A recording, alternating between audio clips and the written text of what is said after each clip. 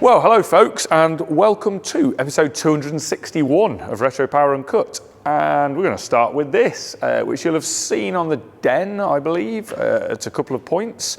And that's obviously in its own little series now. But yes, we've had this up because there were a few little jobs that could not be done at the Den. We don't carry out hot work at that site at all. So, and this unfortunately, for this Mercedes SL500, did need a little bit of hot work. They do tend to get to this stage, and this one has a couple of the common faults. As an interesting aside, in dealing with one of them, which was the front of this wing, we had a chunk of rot in the front of this wing that needed attending to. They have a section between the headlamp bowl and the front of the wing that is about yay deep and quite thin, which is basically rammed full of sealer from the factory. Which lasts reasonably well, but when the water gets in between that sealer and the metalwork, it's then trapped and rots out through whichever way it can, which is generally down into the headlamp bowl and up through the wing, which is exactly what had happened here. But interestingly, in feathering this out, Gaz, I was working on this with Gaz yesterday, felt a bit like the old days doing localised rot repairs on things, so it took me back about 20 years.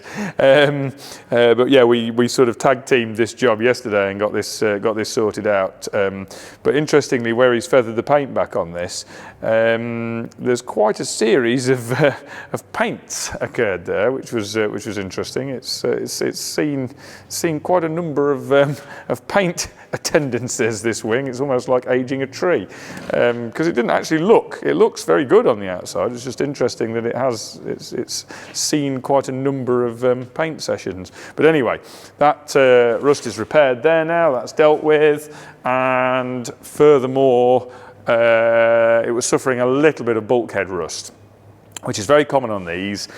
On this, it's actually not that bad, relatively speaking. It's not actually that bad. There was just a patch that had been bonded into the bulkhead below this scuttle vent, which wasn't the ideal long-term solution. To be fair, it had done the job, but there was quite a bit of rust under where that plate had been glued on. So that had been removed at the Den, and they'd taken the trim out of the way to get access. So we've done a bit of a repair. We managed to do that repair via the scuttle vent, which has come out okay. So we've shaped up a piece of steel to go in there, welded all that in place, dressed that lot off. So Gaz is going to get some coating onto that and then get that wing prepped for paint, because there's various other bits of paint work to do on this as well. We've got some I say a door repair to do. I thought both. I think now actually looking at it, we'd probably get away with just repairing one of the doors. The other one's actually a bit better than I thought it looked when I looked at it briefly on the car. So it might be a slightly more minor repair than I thought. But anyway, yes, that's just one of the sort of things in the mix this week that wouldn't be your typical sort of normal project work going on in the background.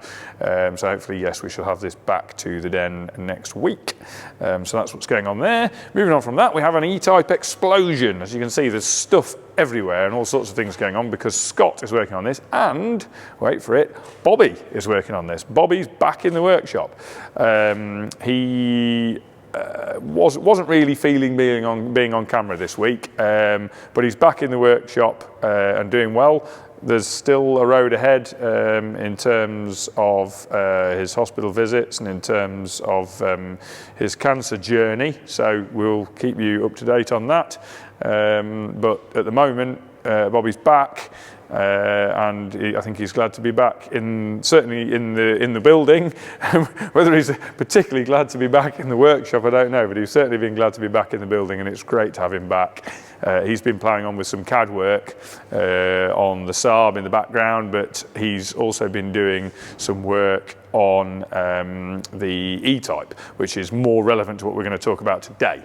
So I'll come round here, because he has been working effectively on this door aperture, and there are two areas that we wanted to address. One he's just started on, which is the electric window conversion that was being done. We're using these Land Rover Defender electric window motors, which are readily available.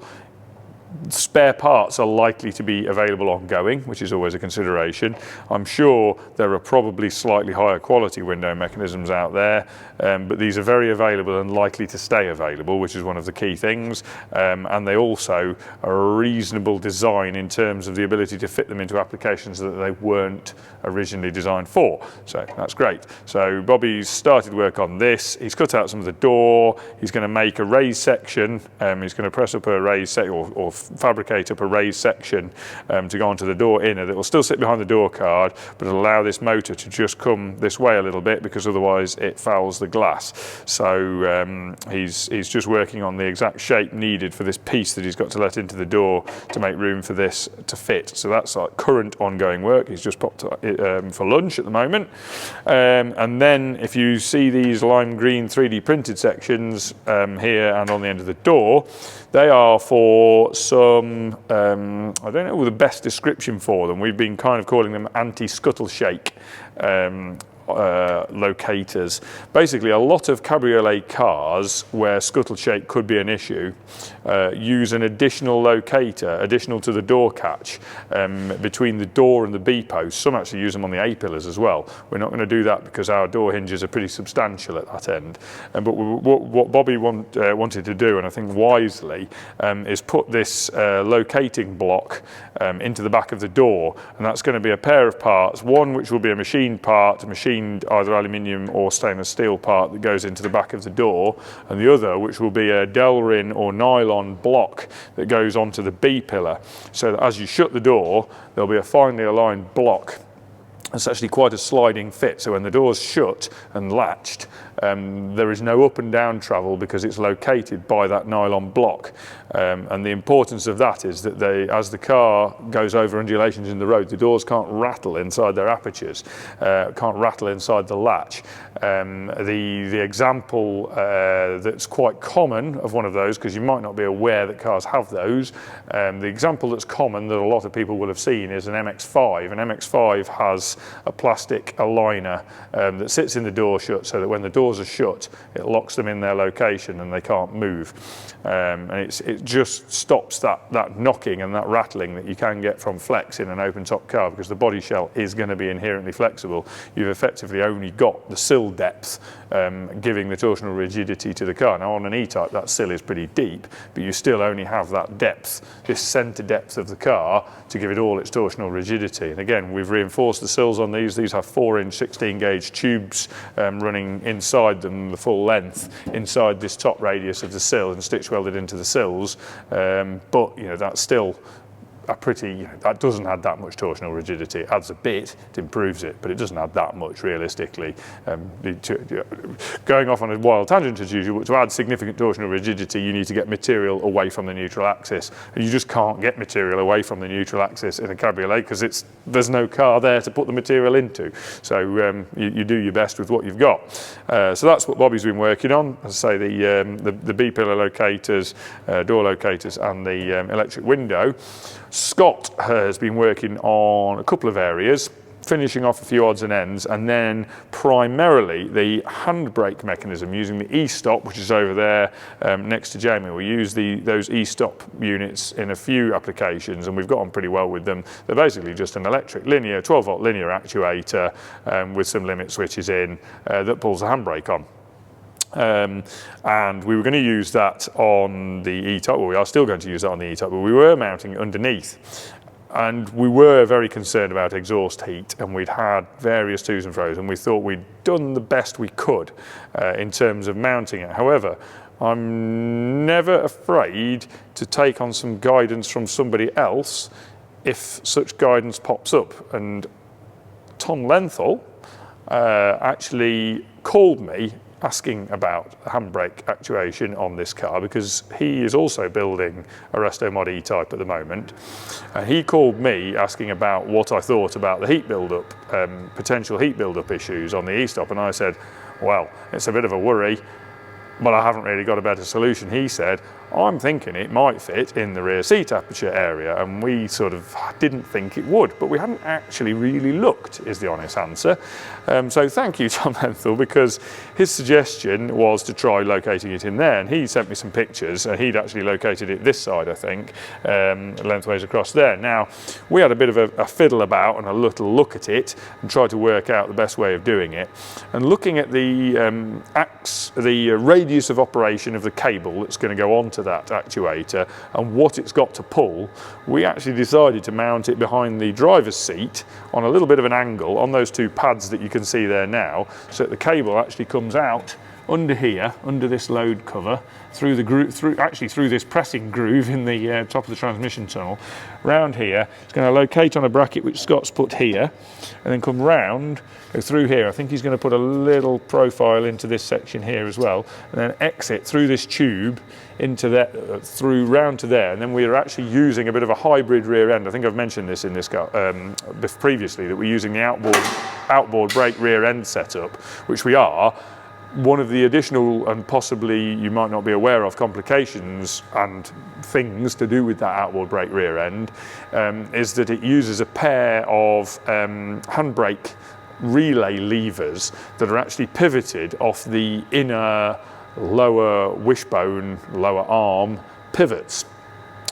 So the late XJS Jaguars from the factory came with an outboard brake setup, which is what we kind of lean on for all of this stuff, and they actually use a pair of rubber bushed, to return them to position, relay levers on those lower arm pivots from the factory, and so they had longer lower arm pivot shafts to enable those levers to fit, and then they used the relay levers, and then there's a pair of brackets mounted onto the diff that carry the handbrake cable inners, and then the relay lever, basically a single cable comes from the lever across those relay levers, pulls them together by the inner acting on one and the outer acting on the other, pulls them together, and then they pull two further handbrake cables. So yeah, the first cable from the lever, or in this case the e-stop unit, pulls the two relay levers together, and they relay to two further outer cables. So there's three cables in the system, two outers from the hub carriers through to the relay levers, and then one cable that pulls two relay levers together, which goes to the e-stop unit, and that actually works out quite well. So I have to say thank you to Tom Lenthal. That was really very helpful, you getting in touch, and it's actually helped us out. You got in touch with us for help from us, and actually ended up helping us. So that was much appreciated. Thank you once again for your expertise, really, there, I have to say, because it's guided us on something that I wouldn't have actually really thought of doing, if I'm honest. So yeah, that's all worked out well. So Scott's getting towards the tail end of dealing with that. The other stuff on this is stuff that I know George is going to talk about in the CAD pen, so I'm going to let him talk about that in a bit. So from there, I'm going to make Jamie reverse, and we're going to move over to Munich, the E9 project, where I'm just going to stand here and talk about it because there's probably no point me trying to point at exactly what's going on, but I know Jamie has some nice B-roll. On this, Stu has basically buttoned up the things he wanted to do on the rear end, which was finishing off the welding on the near side rear turret assembly, getting all that finished off so that he could get the coilover into that turret, then getting the quarter panels refitted to the back of the car and the boot area all refitted, and getting the boot lid aligned and getting the panels aligned, and then putting together the outer inner arch tub. So the inner wheel arch outer part where it meets the quarter panel needs the quarter panel to be in place to permit the alignment of that. So he was getting all that in place to do that alignment, which he's done, and he's got that outer inner arch tub all welded in place now and all done and all cleaned up. So that's all ready to go. So in theory the quarter panels could now be fitted. However, the inner quarters are a bit grotty on this. They weren't really properly coated from the factory, so they've got quite a lot of surface rust on them. Ideally, they want to be blasted. To blast them, it means taking the car off the jig. And before we take the car off the jig, we really want to have the bulkhead in place, because it's going to be quite weak without the bulkhead in place if we take it off the jig. I don't want to blast it on the jig. For a start, it's extremely difficult to move the jig into the blast room. And secondly, it moves our datum points. At the moment, the jig's set dead level I don't really want to take its levelling feet up because it will actually twist the body shell with it. Now obviously, yes, in theory, once it's all level back up, it will untwist the shell back to where it started. It's not really how I want to do it. I'd rather leave the jig where it is and take the shell off it and do that blasting. However, that then led us on to another thought, which is, a few years ago, I witnessed quite a few, I can't remember exactly, quite a few years ago, in my head 2 years ago, probably realistically 6 or 7 years ago, I witnessed a couple of laser cleaning systems, and to be honest and being blunt, I thought they were rubbish. They seemed to be inexorably slow, didn't really remove all the corrosion and coatings from the surfaces they were being used on, and seemed to burn the surface. Because they were so slow, they seemed to glue the surface of the steel, and basically I wasn't very happy about them. I wasn't that enthusiastic about them. However, recently, having seen a couple of 2 kilowatt fibre laser cleaning systems in action, they seem to do a pretty good job. So if anybody has one they'd like to demonstrate to us, that would be really good, because I'm quite interested in looking at that. Because whilst it won't replace our blasting processes at all, for various reasons, I'm not going to list all the reasons why now, we're going to stick with blasting for the major body shell work. For doing spot cleaning on a car once it's in the fabrication bay like this, which is something we quite often need to do, they do look a really useful system, so that when we open up a hollow section and find corrosion inside it, we currently have to manually abrade that corrosion away. If we could open up those hollow sections and then burn that, ablate that corrosion off using a laser, that could actually be quite useful. So I'm thinking that if we could get, I don't want to just commit to buying one of these systems and finding out that I'm not very happy with it, so I'd quite like to just have a look at one. And the inner quarters on this car would be a very good area for that to happen. If that doesn't, we'll just persist with the idea, with taking it in and blasting it. It's not something we need to solve right this second, because we've got to finish fabricating the bulkhead first, which we'll come on to in a minute. But I would be interested in it. It's the ideal thing to demonstrate the system on, because it's a real world, real situation, exactly as we would be doing if we had such a system. So anyway, back to what Stu's doing. He finished getting the rear end buttoned up, finished that wheel arch. As I say, to do any more progress, we need to put the quarters on.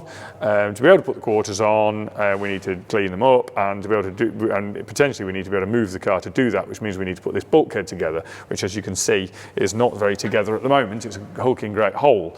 And to that end, we're just planning through. So I've just been looking at this with Stu this morning and yesterday afternoon, with a view to getting a bit of a plan together. So we're getting the pedal box, which will be a tilt and pendulum type dual brake master cylinder balance bar type pedal box, and we'll run dual circuit remote servos with that. Remotely in the car, probably in the back, I think, but we haven't necessarily got a firm plan on that yet. And we are running a Jaguar plan to run a Jaguar X300 steering column, which should hopefully arrive fairly soon. And that conveniently has the same spline as BMW on the bottom end of that column, which then means that universal joints then can, or everything from then down can be BMW, which is good. And the other phase of this is sorting out the transmission tunnel, because that obviously needs to connect into the bulkhead, and that then ties into the gear lever location and the gear lever housing. So I've just been getting the pieces, the ducks in a row, with a view to making the actual shifter housing that we're going to use on the BMW transmission. We've done it before, so we have a bit of a plan on that. So we're going to be making up the housing for that, and then also making the seat mountings, because they also tie into the transmission tunnel. Now we're modifying the seat mountings. We're not using the originals, we're changing them, because we're going to be running some Recaro seats in this. So I've just been drawing up and making a first stab at a seat mounting to fit to this, which will replace the original seat mountings, and because they need to be narrower, slightly further back. So we're just working on those at the moment, so that we can get a seat mocked up in the car and trial that and make sure everything's going to work. So that's pretty much where we're at on the E9. It's exciting progress, really, to if we can get that bulkhead in place and get the seat mountings in place and get the tunnel in place, then we're looking like we've filled a big hole in the sheet metalwork. I know that Stu's also been working on capping off the chassis rails and entertaining a side point that he discovered, which, bear in mind, these shells are pretty weak to start with.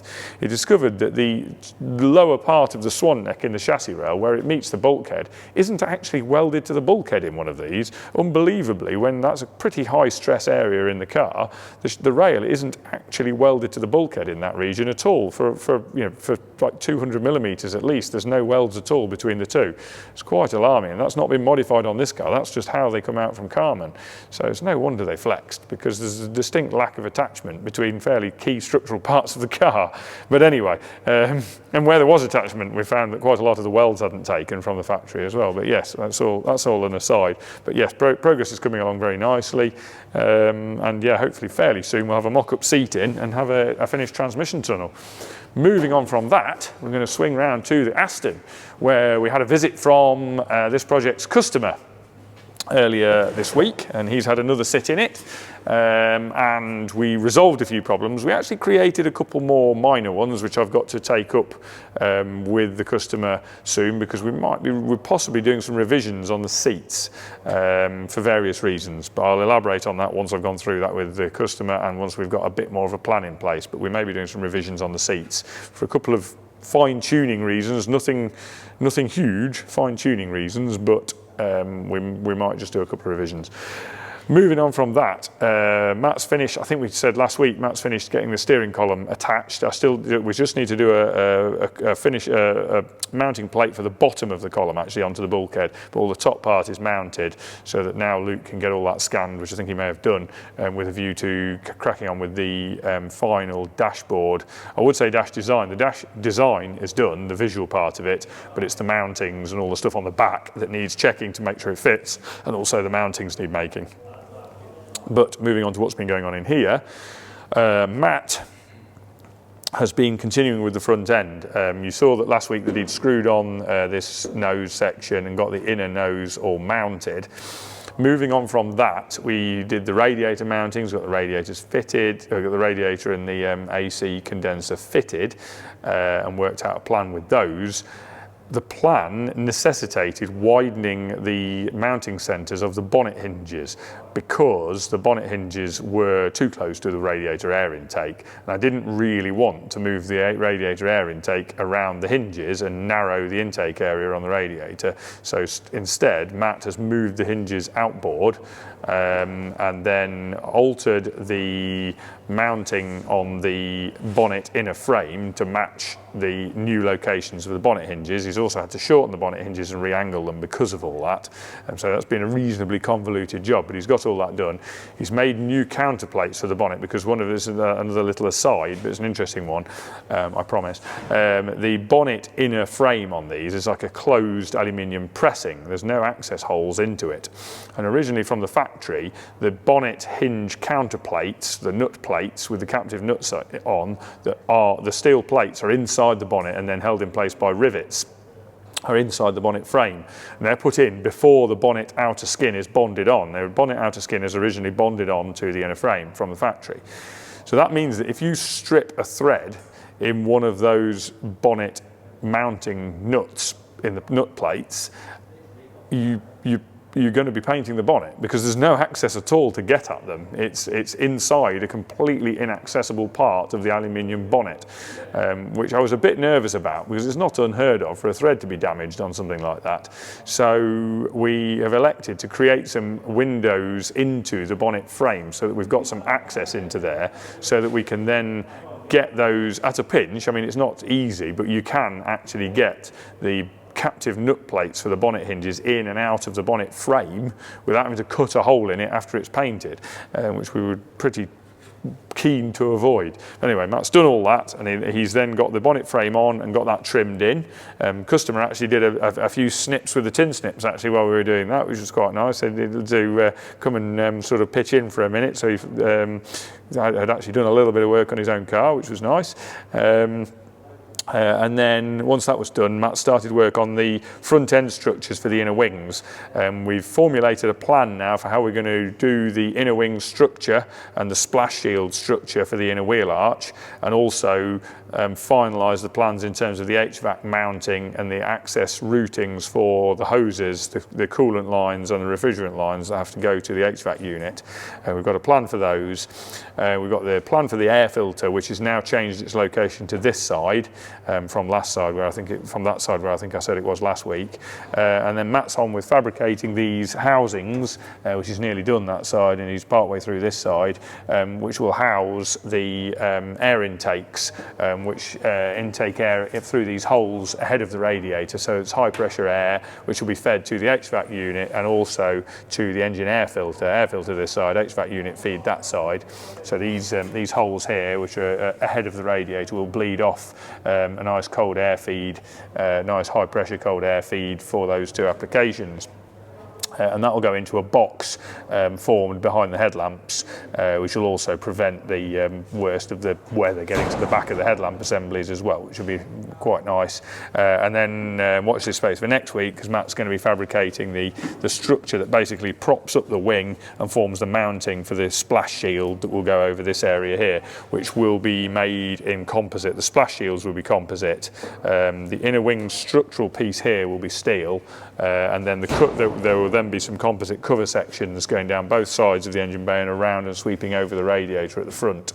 We were doing that in aluminium. We've had a little backtrack because actually we decided it would be quite nice for a composite structure, composite covering to flow all the way around the engine bay from one side to the other. So that's now the plan there. Other little asides have been a bit of messing around with the pedal box, checking the pedal positions. When the customer was here on Monday, we've elected to shunt the pedals over slightly with another sit in the car, with everything bolted in place. Decided to just move the pedals a little bit towards the near side, take a bit of the pedal offset. We have got room to do that now, so we're going to take a bit of the pedal offset out of the pedal box. So that's all fine. That's all at the prototype stage, so there's no problems at all there. I think that pretty much sums up where we're at on Aston. Gaz in the body shop, as I say, he's been hoovering up bits and bobs, basically, doing some polishing and some finishing off on various parts through for assembly shop, and then obviously moved on to getting the Merc areas sorted out with me, ready so that he can get on with the paintwork on that tail end of this week, beginning part of next week, getting the paintwork done on that. As I say, he's kind of hanging fire on that because we still need to do the door repairs yet. On that note, I think I'm going to say that's probably enough of me waffling, and time to hand over to Cal. Thank you very much, Nat. I'm going to start with my traditional Roundstone coffee. And in fact, I should point out, if you go onto the Roundstone Coffee website, you can buy their coffee on their website, which I probably should say more, as they are very long-term fans and supporters of ours. Right, back to the usual format. After Bill and Ted did the CAD walk through Project Geneva last week, I can't remember who it was who made that comment, but it's probably the best comment I've ever seen, and now I can't unsee the fact that the CAD guys look like Bill and Ted, so we shall forever know them as that from now on. So, back in the workshop, let's go and have a look what's going on. Right, so Jensen Interceptor is probably my first port of call, which is looking pretty darned awesome actually. It's awesome to see everything coming back into place, having seen all this kind of laid out in dry build in its bare metal form. Now seeing it going together with all the surface finishing processes done is pretty awesome. So I think last video the engine was in, and I think we had like the aircon lines on and maybe the air filter housing in. Yeah, it's really taking shape nicely now because Bobby did so much kind of mock-up work and made a lot of these components, if not all of them, during the metalwork. So yeah, top hose is now on with this really nice bracket onto the radiator. It's an original Dodge Charger. I think we've likely modified the mounting, the upper mountings, but it's a Dodge Charger radiator and thus uses the original OEM fan shroud and fan unit. So because it's all Dodge Charger, we know it's going to do the job with the engine it would have originally been with. So yeah, really nice fabricated top hose there that's now black Xylan coated. You've got the radiator fill on there, bottom hose is all in place now. Filter housing, as I mentioned, we've still got to fit the actual filter in that, but this basically mounts a K&N filter inside here. It has a little rubber duckbill drain in the bottom in case we get any water coming into there. And in progress, but not here yet, we're having a custom made shaped silicon hose, which basically goes onto here, kind of cobra head shape that then comes around onto the air intake here and has the temperature sensor boss in the bottom of it. So it'd be nice to get that in place. Other things in here, the transmission cooler pipes are now completely done. The neutral engagement lever, so that's an interesting thing. This has the ZF 8 HP 8-speed auto box on it, which is fully electronically shifted. There is no cable connection to a lever on it. You basically just, the ECU tells it what gear to engage and it engages it. But of course, in the event of some kind of catastrophic electrical failure, that would be somewhat problematic if you needed to tow it or even push it. So these have like a little emergency neutral engagement lever, which is generally hidden away somewhere. I think on the BMWs that have this, it's often near the gear shifter itself, and you take part of the center console out to get to it. So we did a mount in the dry build stage that's down under the right hand side of the dash there. So when it's all done, you'll be able to reach under the dash. It's got that little red kind of tag hanging off it, and that'll be what you can emergency use to engage neutral in an emergency. So that's in place, and then we've started to get the engine management wiring in, or the remainder of. The engine was already dressed with the wiring loom when we put it in. ECU's now mounted over there, and that has another cover piece that goes over the top. And then there's the sort of second section of the wiring harness that comes with these, which goes between the ECU and this fuse and relay box here, which is also where the battery main power feeds go, which mounts on this section of the bulkhead here. So we're just getting all that laid in, routed in place. We'll get all those connections in there, get this in here. The interior connections, which go to things like the throttle pedal itself, because it's fly-by-wire, of course, and the connections into the transmission controller, which also is here, actually. In fact, it's in a box down there, but the transmission control unit and transmission harness, which is from sound German engineering in the States, has just arrived the other day, so we'll be able to get that in now, start getting the transmission wiring in. So yeah, all exciting stuff going on. It'd be nice to get all of that buttoned up and get this remaining bit of wiring done, get the air filter set up, finished, and the engine bay is going to be looking pretty complete at that point. Got the exhaust manifolds on. We had to do a little tweak on that one. When we did the dry build, the manifold clashed with the steering column, and the second runner on the manifold was completely refabricated to clear it.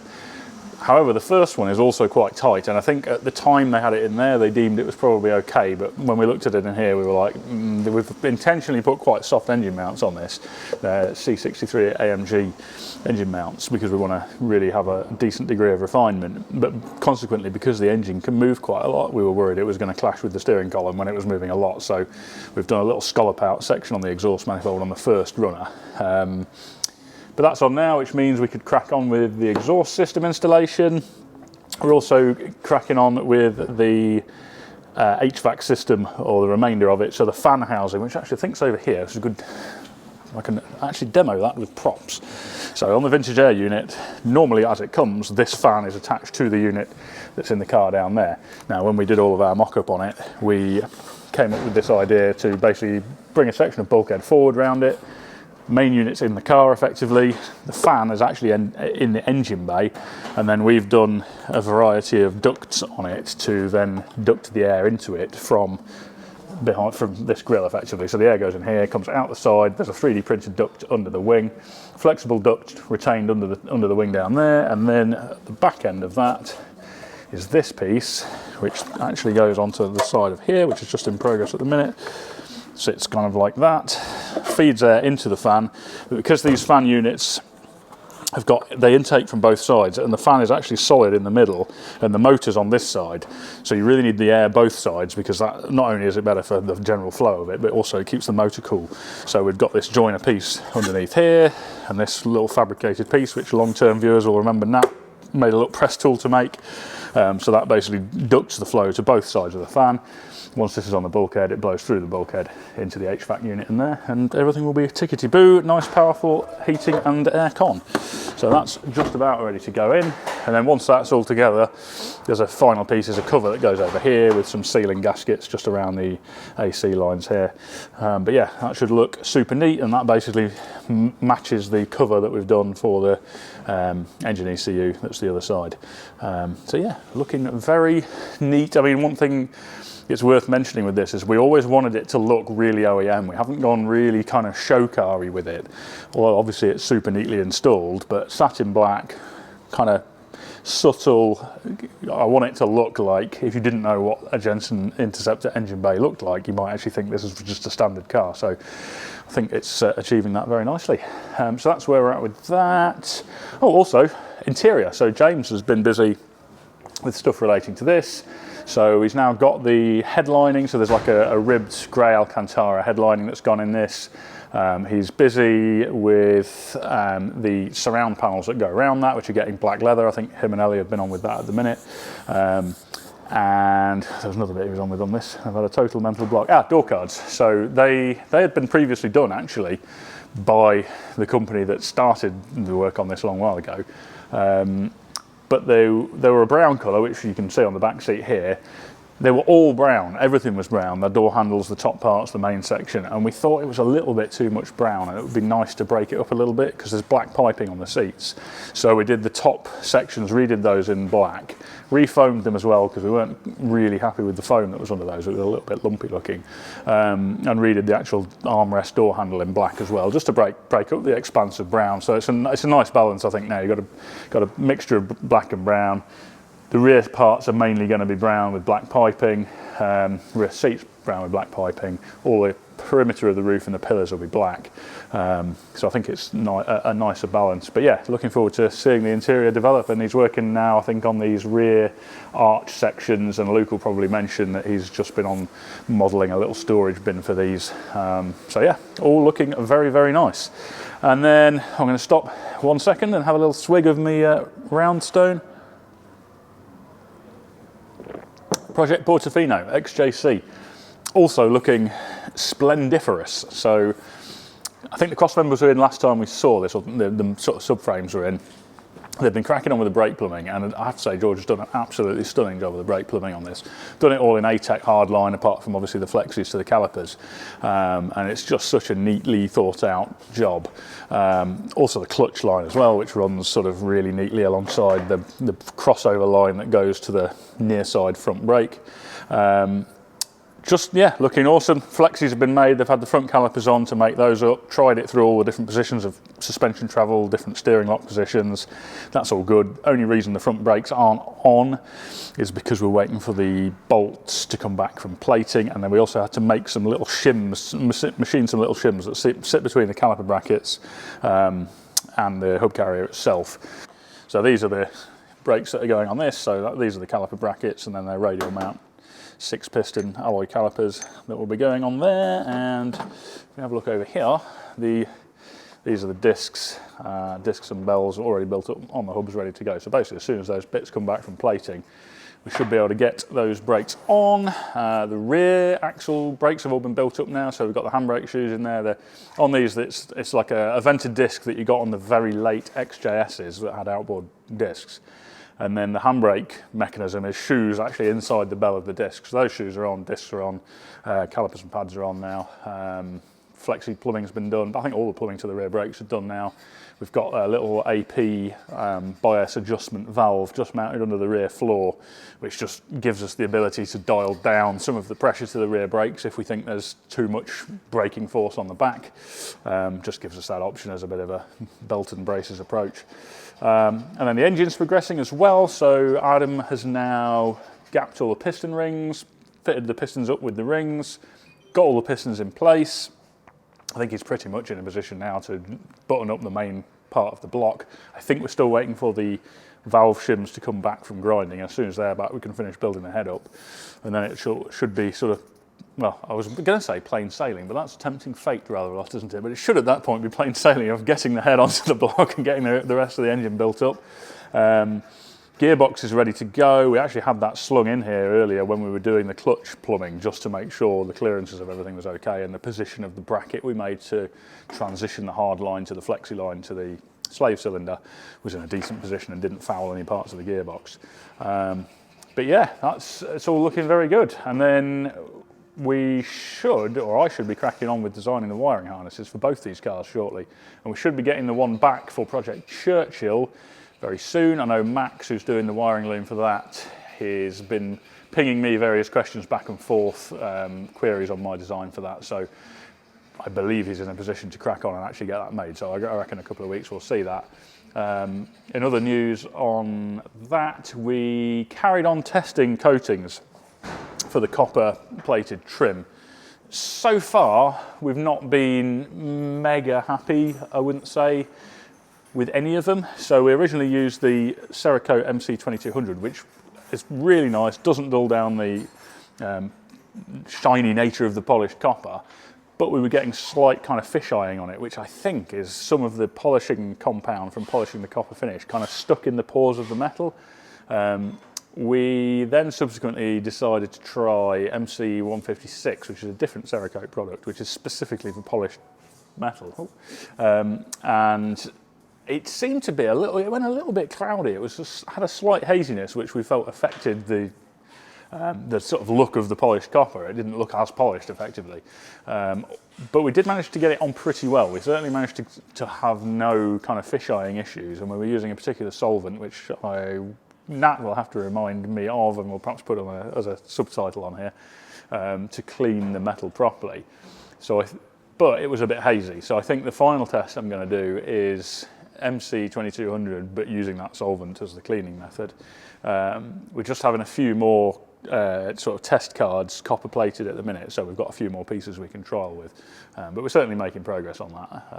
And yeah, I want to get it right though. The last thing I want to do is ruin the appearance of all that amazing polished copper, so it'll be worth the trial and tribulation of getting that right. So yeah, again on that, we should be things taking shape. Luke's been on printing all of the driver's door card sections, so James will be able to upholster that, which is kind of the main part, the remaining bit of the peripheral upholstery in there. And then we should be getting all of the roof surround pieces done soon. And the copper, once we've coated that, will allow us to really get things moving fast. All the trims on, door frames on, get all the glass in there. Then we've had the custom glass cut for it already. So yeah, looking pretty good. I think on that note, I'm going to hand over to Bill and Ted to show you what is going on in their bogus journey through the CAD cave. Yeah, we're good to go. Testing, right now. Hello, and welcome back to the CAD Kingdom. We're back to our usual broadcasting this week, because Nat and Callum are back, obviously. And we are, again, back here, obviously. So this week, it's been, as usual, a smattering of a bit of all sorts. I've been on with a bit of E-Type stuff still, but mainly Scimitar, which is very exciting. But I will start with the E-Type stuff. So, as mentioned in last week's video, if you watched it, with design, we kind of do a lot of backwards and forwards with assembly and testing and all this kind of stuff. And the reason we do that is because to try and make it easier for a lot of different reasons, but one of them is making it easier down the road.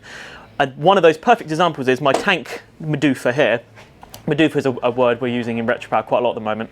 Don't know what it means. But anyway, I wanted add both the Adams to kind of figure out what they wanted to do plumbing wise for fuel lines and brake lines and all this kind of stuff, just to make sure we had enough room everywhere in the engine bay, because the engine bay in that car is very tight. And they've actually come back to me and gone, can you add a little slot into your incredibly complicated tank to make it even more complicated? And I went, yes, of course we can. So we've now added a slot into the design so they can run their fuel lines slightly inside the tank. It means we don't need to kind of have this really cramped area here in the engine bay, which was going to have about 6 lines coming through. So yeah, I just thought I'd put a little bit of insight into that, why we've kind of, and I'll give Jamie some CAD obviously. What I've also been doing is, at the start of the week, was finishing off the bonnet latch, which I mentioned in last week's video, which Jamie will be able to insert the footage, hopefully, if I've actually not messed it up this time. So on the E-Type, we've obviously got a carbon bonnet, carbon inner and outer skins. We've done provisions for this altered design in that, but we haven't actually designed it. So this is a new and improved version of the bonnet latch / catch. We've moved the main receiving pin inboard, because on the normal cars, on standard cars, they have issues with the bonnet actually twisting slightly and the bonnet actually catching the car and chipping the paint, and it's all a load of misery. So to get around that, we have moved it inboard and made it all into one nice little unit. And also doing that, we've kind of, we had some slight concerns of the carbon bonnet having a slight bit more twist than the steel bonnet. So to negate that, we've created this little receiving wedge, if you like, or funnel. So the bonnet can then come down. Obviously, Jamie's going to struggle to film this now, but this part will be on the bonnet, this part will be on the car, and what we'll do is, if the bonnet has any form of misalignment, this wedge can then allow it to kind of end up where it needs to be and get the alignment perfect, and then it will get all the way to the bottom there. And now my computer has frozen. There we go, we're back again. And like the standard car, this latch will then come round and then pull the entire bonnet down, and allow it to kind of sit where it's meant to be sitting. And hopefully this will be quite a nice solution to kind of get around some issues we're having with both converting to carbon and also existing issues that E-Types have.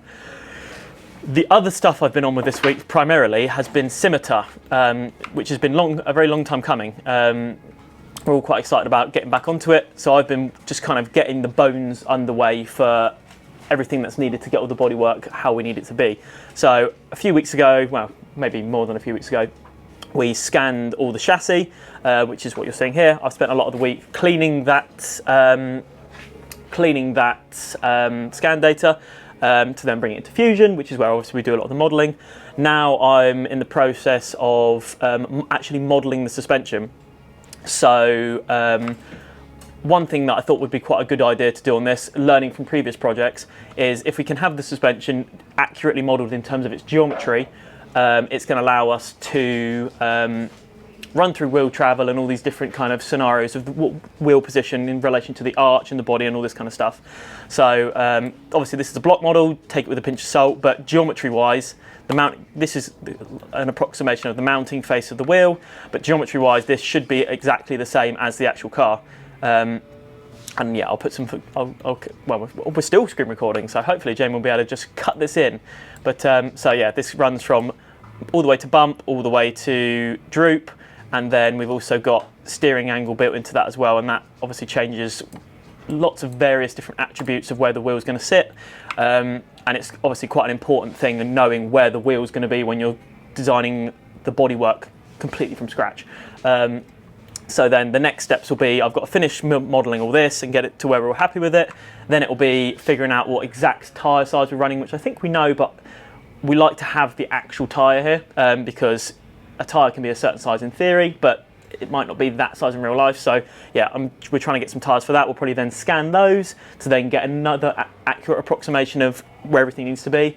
Once we've then got the wheels and the tyres and everything and the suspension in, then we can then work on making the body to fit around that and not hit, for example. Normally the areas we have issues in terms of things getting close is on full bump at lock, which, depending on who you ask, you're in quite an unfortunate situation if you're at full bump at full lock, but we still don't want the bodywork to hit at that point.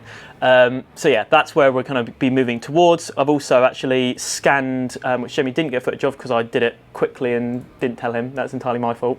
But I scanned the GAA in the engine bay because today we're going to be separating those two. So then we can then scan the entire engine, and that can kind of help down the road in terms of like making sure everything fits, because it's surprisingly tall, that engine. Well, the engine itself isn't very tall at all, but the individual throttle bodies we're running and the injector rails sit right on the top. So we had some slight concerns with clearance issues. So I wanted to get that scan in the engine bay, and then I'll get a full scan. We'll get it all put together and then make sure we don't have any issues. Or if we do, we'll then figure out a solution to come around them. I'm going to stop rambling now and pass over to Luke and his capable hands, where he's excited to talk about all the different and exciting things he's been doing this week. But yeah, thank you. Yeah, I think there's still scope to do some funny stuff. Probably watch it a little bit, but some of that, I think there's still scope for. I can't see why there wouldn't be. People with money still have senses. No, well, me and Luke said before. No. Hi guys, thank you very much, George. I want to kick off my part of the video by just saying thank you to everyone for all your lovely comments on last week's video. We had a lot of fun filming it, and we really want to push forward and do a couple more of those as well. As I said in the last video, maybe a little bit further along in the build so we can point out real parts that we've actually made and be like, hey, look how cool this is. But either way, I like that format. I love filming that, and yeah, I'd love to do another one. So thank you guys very, very much. Moving on to what I've been doing. I'm going to focus in on 3 of the most interesting things in my opinion. I'm going to do a little bit of a reversal to begin with and start off with the Den thing. You guys probably would have seen there was a lovely white Alpha Sid down there. Probably predominantly lovely due to its lack of rust. If anyone's familiar with an old Alpha, you're probably familiar with how little of the bodywork is normally left on them, but that one, it was absolutely mint, like a unicorn level Alfa Romeo. And interesting fact about them, they were never supplied with a proper passenger mirror. Instead, they just used the driver mirror on the other side. So when you're sat in the car and you check your passenger mirror, all you can see is the lane, which is 3 lanes to the right of you, which is not much use to you driving. So this is one of the gripes that the owner brought up when he first brought the car to the Den. They contacted me, they said, owner doesn't like this. Can you come through, we'll try to find a solution. So I came through, I sat in the car, I'm roughly the same height as what the owner was. Sat in the car, I gave Luke what I call an anglerometer, but it's not an anglerometer, I just don't know the actual name of it. This thing right here, so he can hold it and adjust the mirror and then see the specific angle that the change needs to go to. I noted down that angle and then I made a little wedge basically, which the mirror can bolt through, and then some angled washer on the other side to take the same bolts that the mirror originally used to keep all of that in the same place. That worked a treat. We printed them in-house, sanded them, painted them, so they almost have like a OEM level finish on them. Really happy with how that turned out. Got some lovely feedback from the owner as well, who was just really, really happy seeing that process. He's been a designer for about 40 years as well, so for him it was just kind of cool to see modern design going on his car as well. So that was a feel-good moment, reading his comment about it as well. So yeah, really, really happy about that. Also did one with his mate who has the same car and had the same issue as well. So that's done and dusted, and then I'm sure you'll see more about that car in the Den's video. And then moving back onto retro power related stuff, something super duper duper cool and fun for me was the Aston Martin front end design. If anyone's familiar with the DBS, you know it's a stunning car and you know it's let down by that front end. When I say the front end, I don't mean that lovely grille, the defining feature about it. I mean the bit that sits below that kind of front balance area where on half the cars it looks like it's got an underbite, and looks like they painted it black because they knew it was ugly. And then yeah, they're all painted. The ones that don't have that chin spoiler on it, they're all painted black because it's almost like Aston Martin knew it was ugly and was like, oh, hide that belt there. And then the ones that do have this like kind of chin spoiler on it is uber dramatic, and it's kind of cool in how brutalist it is, but not a very elegant solution for resolving that area of the car. So I will pop in a few renders here, but what I've done is I've tried to land somewhere in the middle, and I've really tried to do something where you would look at it, and like we said with the E-Type in the last video, you would look at it and go, you know what? I couldn't tell that this wasn't original from Aston Martin. It just looks better. It looks like they've actually thought about the design of this area and done something which works for the rest of the car. So I did that. It took a lot less time than I thought it would, because thinking about it logically, we had the first iteration. I put a little bit too much flair on it, and Cal looked at it and went, tone that down, buddy, and then I toned that down, buddy, and then it looked awesome. So we landed in that position and sent it off to the client, and he was like, I love it, I just want to see one small tweak, which was to do with the radiuses of the kind of like intake areas. Made that tweak, rendered that in a color that he suggested, rendered it with a few other different body alterations that he suggested, and we've landed in a place which is uber mega cool in my opinion, like not to toot my own horn too much. And yeah, so the next steps for that was going to be finalizing the small details, so making sure everything fits to the body nicely in the CAD, and then making a somewhat of a buck so that can be made out of metal and then actually put on the car itself. Then, moving on from the DBS onto the XJC, which is downstairs in assembly. Eagle-eyed viewers would have noticed that. many months ago, I did quite a cool little lock housing design for the rear of the boot. It had a flip-up cover which actually matched the curvature of the kind of rear boot lip, you want to call it that. So when it's closed, that's going to be colour matched, and from a distance, you won't even be able to see that there's a lock there. The owner wanted a very specific badge, which he liked this little growler badge right here, which literally the first time that I ever met him, he put in my hand and went, I like this. And he wanted this specific badge put in that lock, but the problem with this badge is the curvature, although it does have a slight bend to it, nowhere near the right curvature. It would look a little bit weird inset into that lock in any sort of variation that we did it. So what I've done, and it's the first time I've ever done anything like this, and I think it's turned out pretty cool, is I've actually modelled this badge with all the curves and all the details and everything. I went through and I surfaced it all in. Again, it didn't actually take as long as what I thought it did, but I think it's ended in a pretty cool place, and I've modelled that to the same curvature as what the boot lock had, inset that in slightly, put some mounting details on the back of it, just some threaded bosses on the back of it which slot through that cover. Can just be mounted with 2 M3s, and then yeah, you're laughing really, and it looks really, really cool in my opinion. So I'm going to leave that there and not try waffle on too much about cool stuff, but then move on very, very quickly to the reason why my desk is so messy, being in the trenches of 3D print misery. Well, not misery, it's all fun, but E-Type mirror, for example, my desk right here. This was designed a while ago. We're now at a point where we're looking to get that E-Type kind of prepped for paint, or like final strip down, last few touches into the paint booth and painted. So I thought I'd do a full-on prototype of this. Number one, so we can check all the mounting positions on the car. Number two, so we can check all the components so it doesn't come this side of the building and then go, why doesn't this work? Why wasn't this thought about? So this here is a lovely prototype. You can see location running through there for a position sensor, a button position there to open your door, position sensor, make sure your door's not going to smack into anything, actual mounting pad for your mirror itself, a little housing for LEDs to just sit into there, be potted in, and then all the wires to run behind this and down through a little hole in here, which comes out of there and out the other side into the car. It's in 2 halves, so this section here can be chromed along with the base, and this part here can be colour matched to the body. And then what you see here with the holes in it will actually not have the holes in it and be a clear lens. So obviously the lights just shine through that clear lens, but as I'm prototyping it, I want to be able to see the lights, so I've just put in a row of holes so you can see it. So yeah, that's looking pretty cool. Maybe we'll get some footage of that actually held up against the car so you guys can see what that looks like.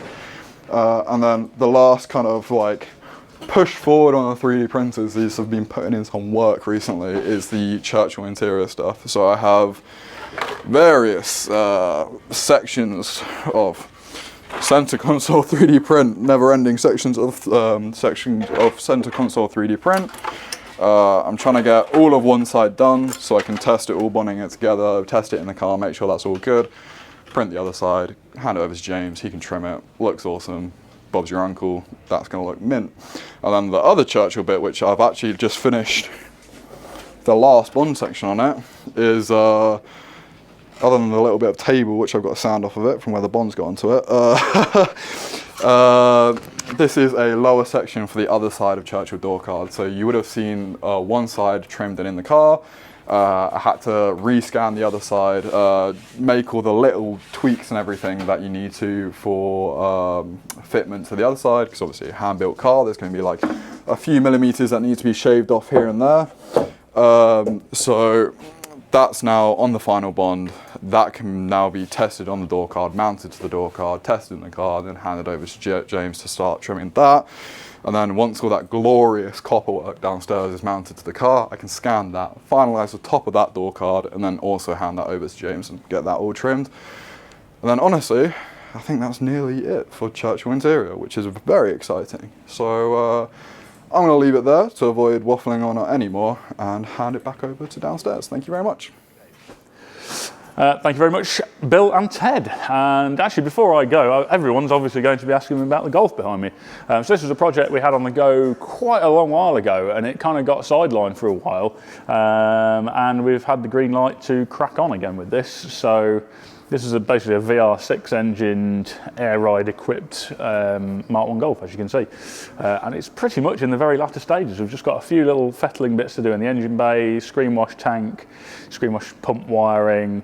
I think we were diagnosing an issue with the air ride control manifold. I think it had a leak on the manifold itself, so we've got to have a look at that. And a couple of little wiring gremlins on it, and then this is ready to be mapped. And then I think basically once it's mapped, it's ready for road testing. So sudden random car in the mix, but it's nice to have it there, and it'll be nice to push this one through because it's been a long-term car dwelling in the background. People might wonder what's under these covers in the background, and sometimes there are cars where there have been changes of circumstances or they've had to be put to one side for a while. And it's nice to get this one back out and be on with it. So that's where we're at with that. Couple of things before I go. We will be launching the club in the next, I would say, 2 or 3 weeks. I mentioned it last week, so we're launching this drivers club, which is going to be organising primarily amazing trips all around the UK to interesting workshops. We're going to do road trips. We're going to do open days here, open days at the Den, coffee meets. We're also going to have an awesome club magazine, which is looking so good, and an online portal where you can basically log in, and we're going to be doing like a really behind-the-scenes kind of media update, videos, photos that are slightly more banter around the workshop, interesting little subjects that we perhaps wouldn't put on YouTube, but it would be cool to have in this little behind-the-scenes portal. So that's going to be on there. I'm going to put a link in the description where you can register to basically be updated when the launch of that club is. So basically it subscribes you to the mailing list for the club. So if you want to do that now, that would be great. And we will be doing a bit of a countdown to when subscription actually opens for purchase. But my guess is 2 to 3 weeks from now, and you'll be able to get involved. And I think the final thing is just don't forget, I'm going to drop the video now for the Den, and Nick will talk you through what's going on down there, which is very exciting. I can't believe how many amazing cars and the eclectic mix. I shouldn't be surprised because I'm aware that we've attracted a following who are into an eclectic mix of cars, but seeing it actually come to fruition is amazing. And some of the cars we've got down there at the minute and some of the cars we've got booked in. So one of the cars Nick will show you is a R31 Skyline GTSR, which is just the coolest thing, like early boxy Nissan Skyline. Rare as hen's teeth, and just amazing to see one down there. So yeah, check that video out. It's on our channel on the Den playlist. Check it out now, and we'll see you again next week at Retropower.